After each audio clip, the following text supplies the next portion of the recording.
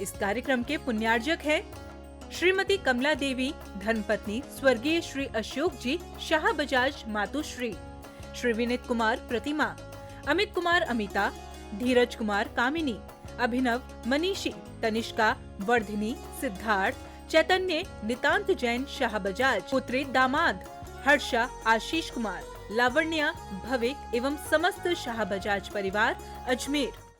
नमो अरिहंताणं, नमो सिद्धाणं, नमो आयरीयाणं, नमो वज्रायाणं, नमो लोये सव्यसाहूढं। जय बोलिए अंतिम तीर्थंकर विनायक श्री महावीर भगवान की। परम पूज्य आचार्य भगवंत अभिक्षण ज्ञान उपयोगी श्री वसुनंदी जी मुनिराज की, अहिंसा में विश्व धर्म की। सभी उपस्थित धर्म प्रेमी, पुण्य आत्मा एवं महानुभाव, जब धर्मात्मा व्यक्ति अपने जीवन में व्रत उपवास करता है तो कुछ लोगों के मन में ये आता है कि ये व्रत करने से होता क्या है, क्या दिक्कत है, क्या घर में भोजन नहीं है, भूखे हैं, गरीब हैं, इसलिए व्रत कर रहे हो। ये व्रत करते क्यों हैं? कुछ लोगों का मानना ये है कि रोज लो, भोज लो और मौज लो, खाओ पियो ऐश करो, कि क्या व्रत उपवास क्या होता है इनसे। एक सवाल खड़ा रहता है मन में कि हमें व्रत उपवास क्यों करने चाहिए, इनसे होता क्या है। महानुभाव, व्रत धारण करने से पहले व्रत का मतलब समझें। व्रत क्या है? विरक्ति व्रतः।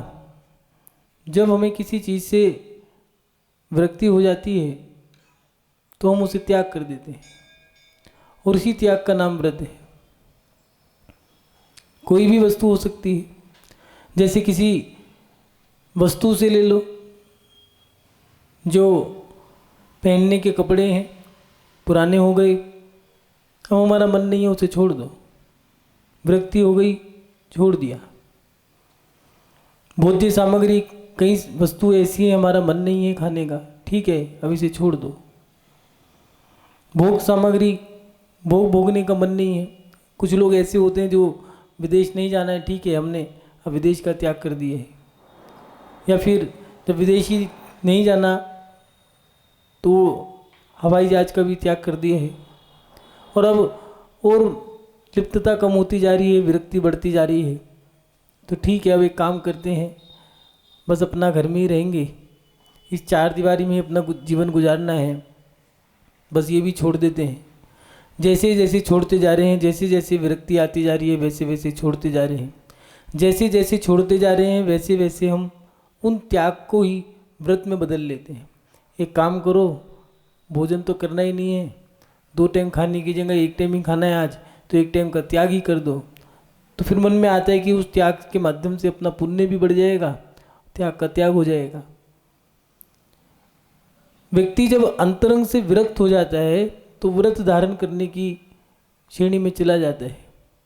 अब सवाल ये खड़ा होता है कि हम व्रत कौन से धारण करें। जैन धर्म में प्रत्येक क्रिया के 2 भेद करे हैं।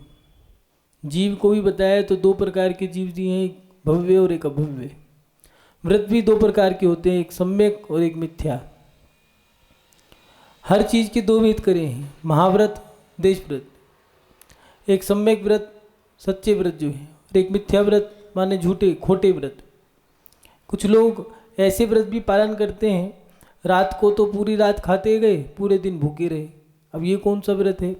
ऐसे व्रत करने से क्या मतलब, आधा दिन खा लिया आधे दिन भूखे। भैया रात को खा के इससे अच्छा तो दिन में खा लेते। आधा दिन आपको सुबह खाना है, सुबह से लेकर के शाम तक भूखे रहे, और जैसे ही शाम हुई तो मुंह में कुछ डाल लिया, अब पूरी रात खाते रहो, और जैसे ही दिन निकलने वाला है तो अब त्याग कर दो। तो ऐसी त्याग से क्या फ़ायदा? इससे अच्छा तो सुबह से लेकर शाम तक खा लेते और रात से लेकर के सुबह तक त्याग कर देते, तो वो लाभ मिलता। लेकिन ये व्रत अगर कोई करता है तो खोटा व्रत है।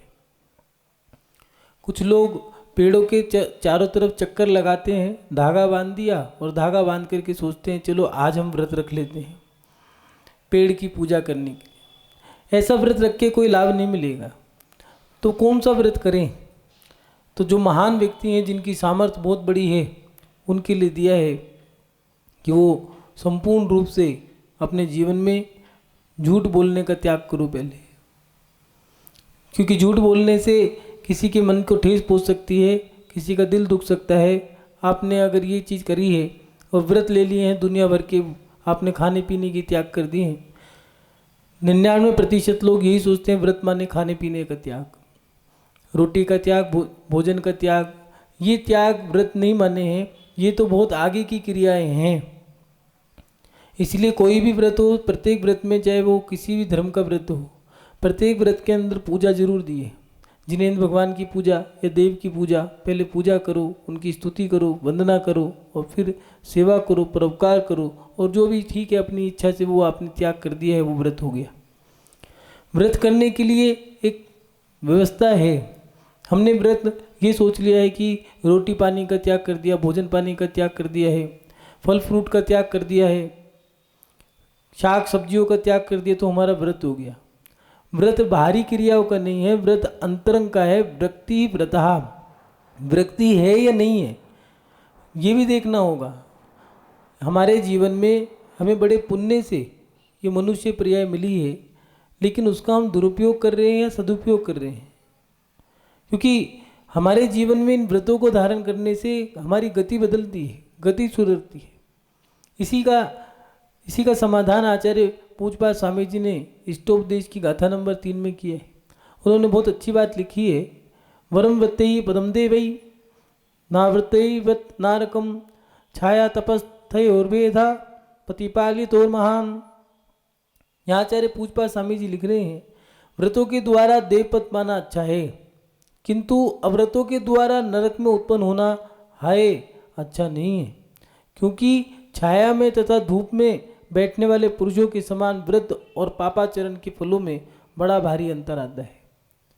महानुभाव आचार्य भगवान पूज्यपाद स्वामी जी लिख रहे हैं कि व्रतों को धारण करके देवपद पाना मिलता है, लेकिन व्रत भी 2 प्रकार के, एक मिथ्या व्रत है, एक सम्यक व्रत है।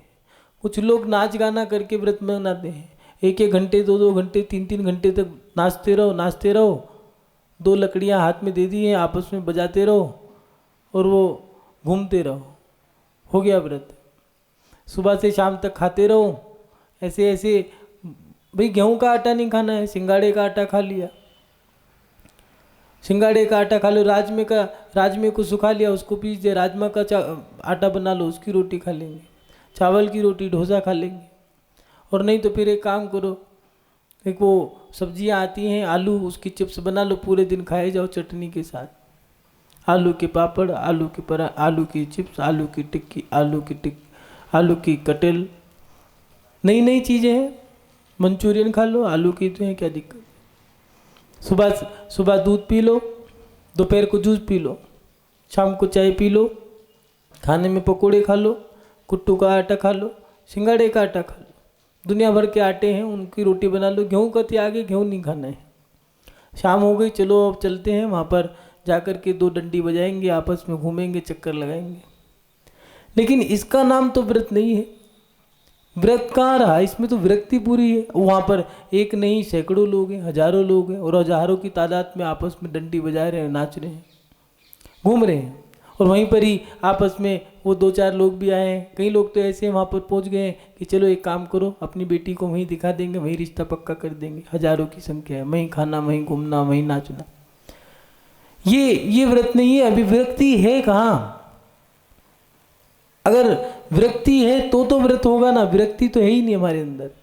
इसलिए आचार्य भगवान लिख रहे हैं कि व्रतों के द्वारा देवपद पाना अच्छा है, किंतु अव्रतों के द्वारा, अगर ऐसा व्रत है, ये व्रत नहीं है, ये तो भोग विलासता है। तो इससे इन कई व्रतों में ऐसा होता है कि व्रत कर लिए, अब उद्यापन करना है तो बलि चढ़ानी पड़ेगी, बकरा नहीं तो गाय काटनी पड़ेगी। कई जगह तो इससे भी ज़्यादा बुरी हालत है, वहाँ पर एक नई नौजवान लड़की चाहिए जिसकी उम्र लगभग 15-17 साल की हो, कई जगह बालक चाहिए, उसको बलि चढ़ाएंगे। अब ऐसा व्रत करने से क्या लाभ, जिससे किसी की आपने हिंसा ही कर दी। ऐसा व्रत ये तो मोक्ष भी नहीं देगा, स्वर्ग तो देगा ही नहीं, मोक्ष तो कहीं दूर दूर तक मतलब ही नहीं उठता। इससे मिलेगा क्या? ये तो नरक का बंध बांध लिया आपने, पंचेंद्रिय पुरुष की हत्या कर दी आपने। चाहे वो तिरंच हो चाहे वो मनुष्य हो, चाहे वो मनुष्य नहीं हो तिरंच नहीं हो, कहीं भैंस कहीं गाय कहीं बकरियां कहीं भेड़ कहीं बकरे ये काट दिए। तो इन चीज़ों से तो नरक मिलेगा। आचार्य भगवान लिख भी रहे हैं, उदाहरण भी दे रहे हैं कि जैसे एक व्यक्ति धूप में बैठा है और एक व्यक्ति छाया में बैठा है। धूप गर्मी के समय में धूप में बैठने वाला व्यक्ति जैसे मूर्ख है, ऐसे ही खोटे व्रत उपवास करने वाला व्यक्ति मूर्ख है। जैसे संसार में लोग व्यवहार में उसे मूर्ख कहा है, धर्म के क्षेत्र में उसे नरक गति का बंध बांधने वाला कहा। महानुभाव, हमें अपने जीवन में व्रत उपवास करने हैं, तो व्रत उपवास करने भी कैसे हैं, थोड़ा सा इस पे भी ध्यान दें। 2 प्रकार के व्रत दिए हैं, जिनकी सामर्थ्य अच्छी है, शक्ति है, और जो विरक्त हो चुके हैं संसार से। विरक्ति भी बहुत प्रकार की होती है। लोग कहते हैं वैराग आ गया, वैराग के भी असंख्यात भेद किए हैं। कुछ लोग जैसे ठीक है चटक मटक कलर के कपड़े नहीं पहनने, अभी कपड़ों से विरक्त हुआ है तो उनने कपड़ों का त्याग कर दिया है, ये कपड़े नहीं पहनेंगे। अब भैया सफ़ेद धोती दुपट्टा, नहीं तो कुर्ता पजामा या सफ़ेद धोती कुर्ता, बस इसमें ही अपनी ज़िंदगी गुजारेंगे। अभी उसको रंगीन कपड़ों से विरक्ति हुई है। कुछ लोगों को सजने धजने का अब श्रृंगार नहीं करना है, ठीक है भैया, लिपस्टिक है, नेल पेंट है, मेहंदी है, नए चटक मटक कलर के कपड़े थे, वो सब चीज़ त्याग कर दी है, बाकी सूती साड़ी पहन करके ही अपना जीवन गुजारते। उनको अभी सजने धजने से विरक्ति हो गई है। कुछ लोगों को परिवार से कि भैया अब हम कुटुंब से ज़्यादा संपर्क नहीं रखेंगे, बस अपना 4 दीवारी में रहेंगे, तो उनको विरक्ति कुटुंब से हुई है। किसी को भोजन से कि अब ज़्यादा खा लिया ठीक है, जो मिले सो ठीक है, 2 टाइम खाएंगे सुबह और शाम, बाकी पूरे दिन व्रत रहेगा हमारा, 2 टाइम का ही खाएंगे, तो उनको अन्य समय से विरक्ति हो गई है। कुछ लोगों को जब जिन्होंने संसार देख लिया है तो संसार से भाग करके धर्म के क्षेत्र में आ जाते हैं, तो उन्हें संसार से विरक्ति हुई है। और जो संसार से विरक्त हो गए हैं धर्म में आ गए हैं, और जो व्यक्ति धर्म से भी विरक्त हो जाए, इसीलिए आचार्य भगवंतों ने दिया है पुण्य और पाप इन दोनों के बीच में जो व्यक्ति समता भाव रख के अपनी आत्मा का कल्याण कर रहा है, वही व्यक्ति नियम से शाश्वत अवस्था को मोक्ष को प्राप्त करेगा। व्रतों को भी धारण करना है तो 2 प्रकार के व्रत दिए हैं, 5 महाव्रत और 5 अणुव्रत, जिसे कहा कि 13 प्रकार का चरित्र, सकल चरित्र और देश चरित्र, संपूर्ण रूप से हिंसा, झूठ, चोरी, कुचिल और परिग्रह का त्याग करना, देखकर चलना, देखकर बोलना, सोच समझकर बोलना। इसके साथ साथ उठाने रखने की मलमूत्र की वस्तु को भी देख देख करके रखना, छोड़ना, त्याग करना। ये 5 समितियां, 5 महाव्रत, 5 समिति और 3 गुप्ती, मन वचन काया का गोपन करना, ऐसे 13 प्रकार का चरित्र दिया। और उसके साथ साथ अगर सामर्थ्य नहीं है तो अगर व्रत धारण करना है तो अब क्या करें, तो फिर अणुव्रत धारण करो। कैसे?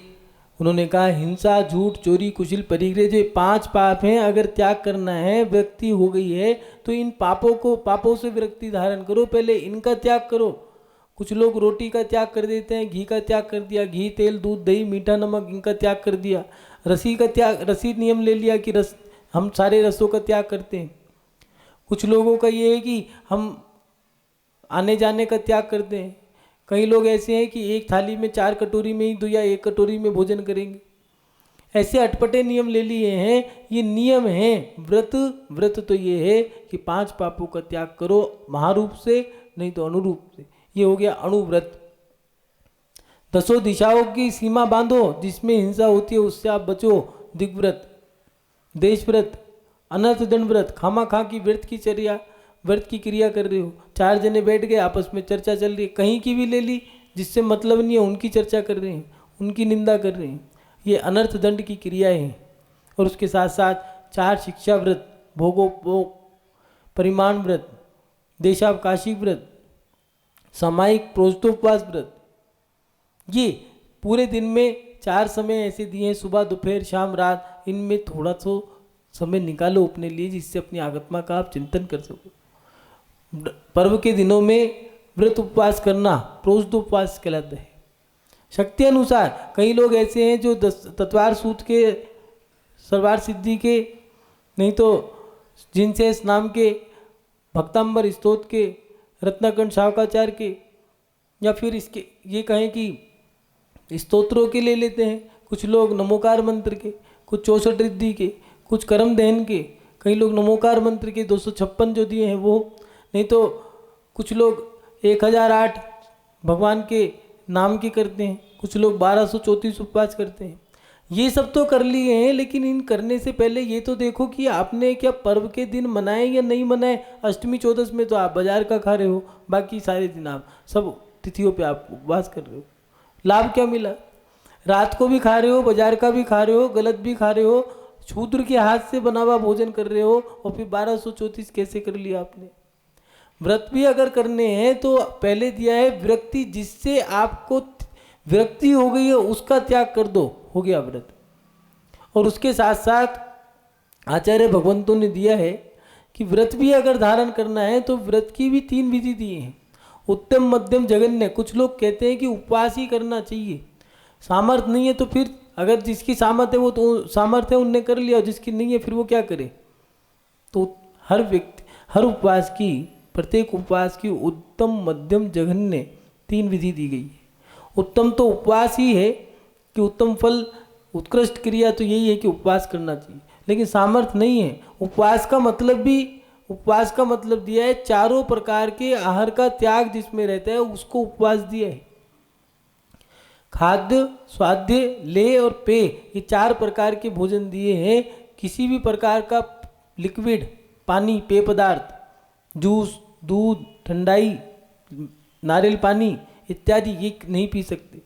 भोजन सामग्री, अन्न की चीज़ें हों, चाहे फल फ्रूट ही क्यों ना हो, चाहे पनीर हो, ये नहीं खा सकते।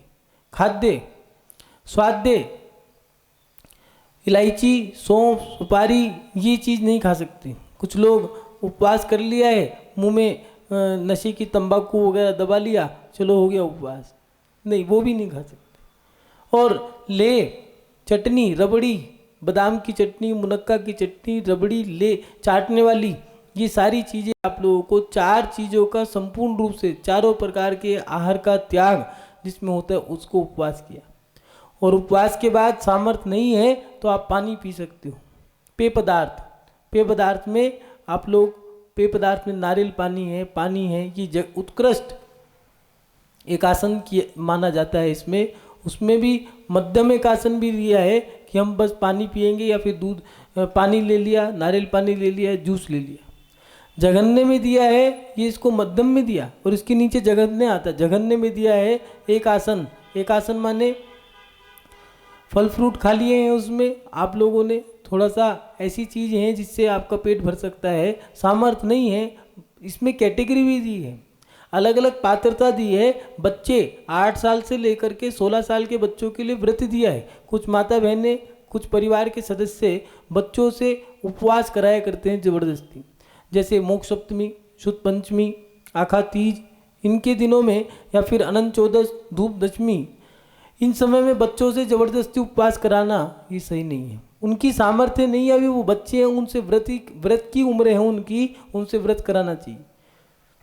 एक टाइम खा करके व्रत हो जाता है, जिसमें आप फल फ्रूट या ऐसी चीज़ें जो उनको खिला सकते हैं। अभी उसमें चारों प्रकार के आहार का त्याग नहीं है, उसमें ऐसी सामर्थ्य एक आसन भी कर सकते हैं, ये व्रत हो गया।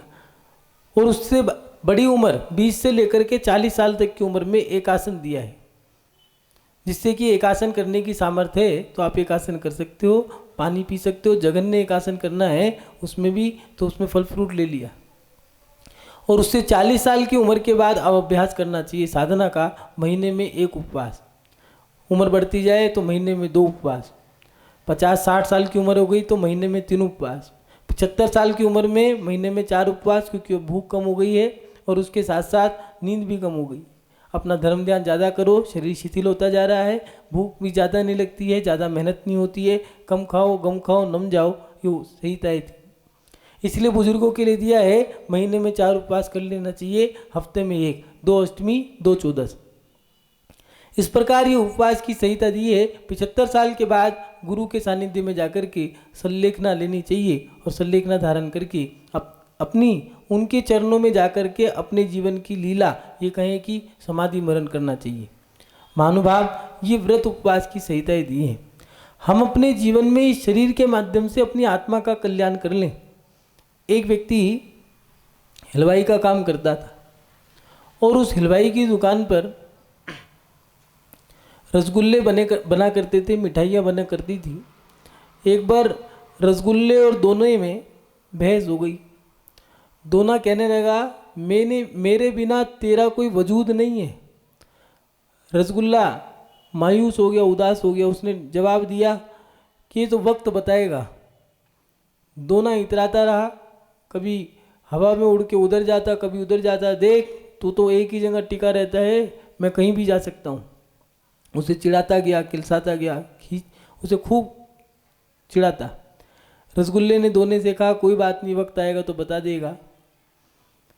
एक दिन एक ग्राहक आया, उसने रसगुल्ले मांगे। एक दोना उठाया, उसको दोनों में रसगुल्ले रख दिए। तो दोने ने कहा, देख, मेरी वजह से तू इसके हाथ में जा रहा है, नहीं तो तेरी क्या औकात थी। रसगुल्ले ने कहा, कोई बात नहीं, अभी बताते हैं तुझे।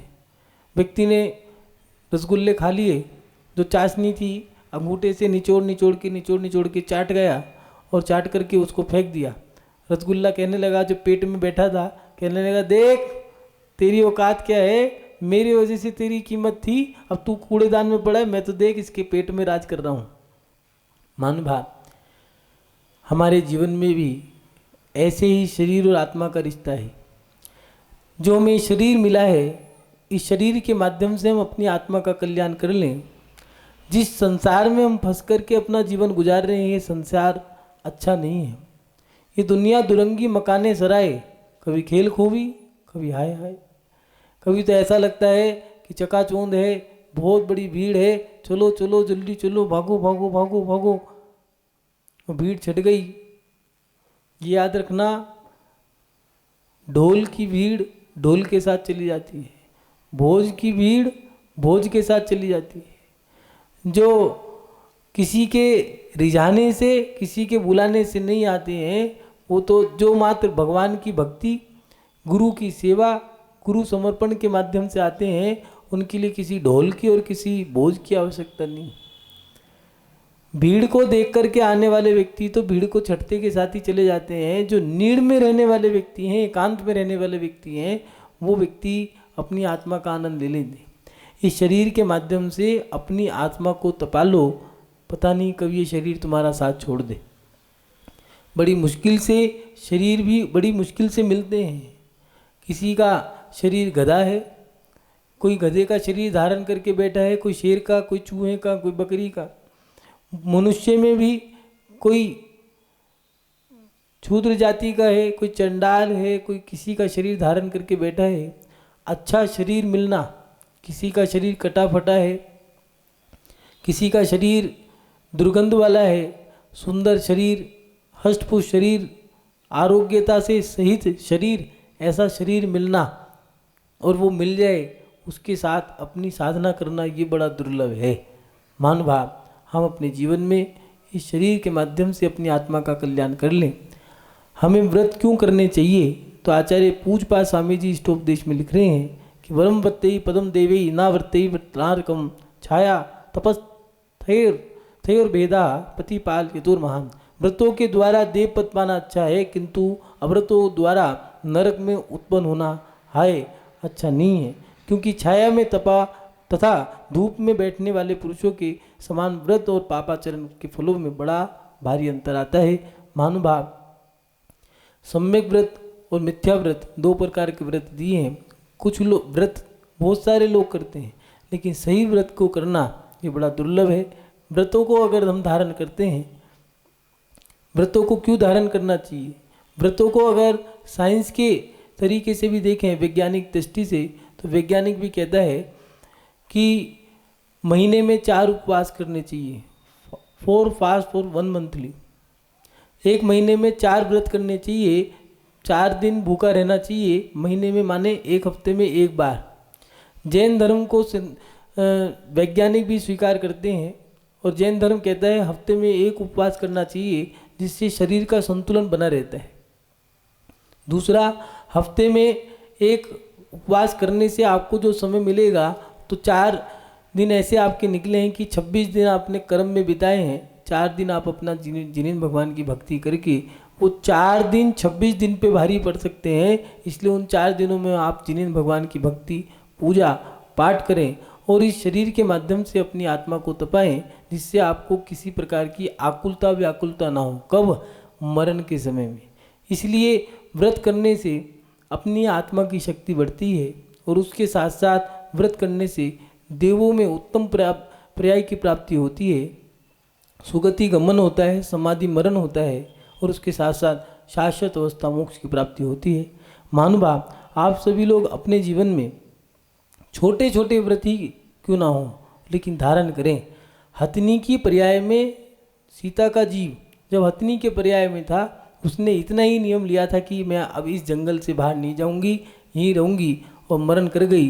वही देवी बनी, राम की पटरानी सीता बनी और आने वाले भव से मोक्ष जाएगी, पतिंद्र का पद प्राप्त किया। महानुभाव, छोटे छोटे व्रत लेने जरूर चाहिए। रात्रि भोजन का नियम ले लिया, ठीक है, शाम तक खाएंगे, रात हो गई अब नहीं खाएंगे, इतना सा नियम, रात्रि भोजन त्याग करके व्यक्ति देवपर्याय को प्राप्त कर गया। और मात्र मंदिर जाने का नियम था। एक महिला का 2 बालिकाएं, उनका तो इतना नियम था कि मंदिर की पौड़ी पर फूल चढ़ाएंगे, दोनों की दोनों मर गई, सांप ने डस लिया और मरने के बाद वही तीव्र श्रद्धा के साथ, समर्पण के साथ भगवान की पौड़ी पर फूल चढ़ाया करती थी, पुष्प चढ़ाया करती थी। उसके प्रसाद से इतनी भक्ति का फल था कि वही सौदरमिन की सचिंद्रानी बन गई। महानुभाव, हमारे जीवन में छोटे छोटे व्रत होने चाहिए। गुरुजी बहुत अच्छी बात कहा करते हैं, घुटनों के बल चलते चलते पैर खड़े हो जाते हैं, घुटनों के बल चलते चलते पैर खड़े हो जाते हैं, छोटे छोटे नियम एक दिन बहुत बड़े हो जाते हैं। व्यक्ति जब अपने जीवन में छोटे छोटे नियम लेते हैं तो उनकी सामर्थ्य बड़ी हो जाती है। आप देखना, कुछ लोग डरते हैं, उपवास ले लिया तो क्या होगा, क्या होगा। और जिन्होंने उपवास किया है, जो व्यक्ति 2 टाइम खा रहा था उसने 1 टाइम शुरू कर दिया, अब कह रहा है कि मेरी सामर्थ्य 2 टाइम की है, मैं अभ्यास कर रहा हूँ 1 टाइम खाने का, अब 1 टाइम में भी गुजारा हो रहा है।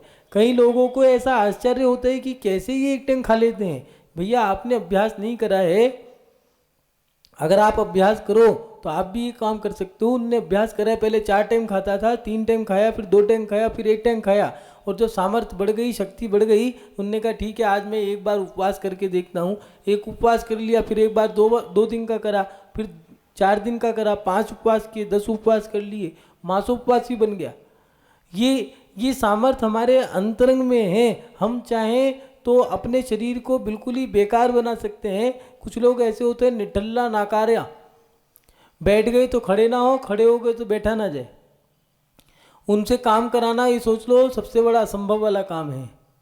इसलिए, और कुछ लोग ऐसे होते हैं जो सारा काम कर लेते हैं, उपवास के दिन में भूखे रह करके भी वो खाने वाले व्यक्तियों से ज़्यादा मेहनत कर लेते हैं। ये हमारे शरीर की सामर्थ्य है। हमें उपवास व्रत करने से शरीर की हमारी शक्ति बढ़ती है। शरीर की शक्ति बढ़ने से आत्मा की शक्ति प्रकट होती है, और वही व्यक्ति उस आत्मा की शक्ति और शरीर की शक्ति का सदुपयोग करना जान जाए तो महानुभाव अपनी आत्मा का कल्याण कर लेता है। व्रतों को पालन करने से व्यक्ति अपने जीवन में उत्तम गति को प्राप्त करता है। पहले छोटे छोटे नियम लेता है, फिर जब उसके मन में छोटे छोटे नियम लेने के बाद जब लगता है कि मैं आगे बढ़ सकता हूँ, तो फिर बड़े बड़े नियम ले लेता है। पहले झूठ बोलने का छोटे रूप से कि मैं माँ बाप से झूठ नहीं बोलूँगा। कई लोग ऐसे हैं जो माता पिता से झूठ नहीं बोलते। कई पुरुष ऐसे हैं जो पत्नियों से झूठ नहीं बोलते। कई पत्नियां ऐसी हैं जो अपने पति से झूठ नहीं बोलती। कई बच्चे ऐसे हैं जो अपने परिवार से झूठ नहीं बोलते हैं, भाई से, बहन से। कई लोग ऐसे हैं जो दोस्तों से झूठ नहीं बोलते। उनका इतना सा नियम है, जब उनको लगता है कि हाँ ये अच्छा है तो वो धीरे धीरे धीरे धीरे झूठ बोलना बंद कर देते हैं, बस सच्चाई पे ही चलते हैं। कुछ लोग ऐसे होते हैं कि हम रिश्वत नहीं लेंगे, हम भ्रष्टाचारी नहीं बनेंगे। एक छोटी सी रिश्वत का, जैसे 100,000 500,000 रुपये का त्याग कर नहीं लिए रिश्वत, ठीक है, उसकी तारीफ हुई, प्रशंसा हुई, उनने कहा ठीक है अब मैं कभी भी जीवन में रिश्वत नहीं लूँगा। रिश्वत लेने का ही त्याग कर दिया, ईमानदारी से जीऊँगा। ऐसी छोटी छोटी चीज़ों से व्यक्ति धीरे धीरे धीरे धीरे बड़ा बन जाता है और फिर यावत जीवन के नियम ले लेता है।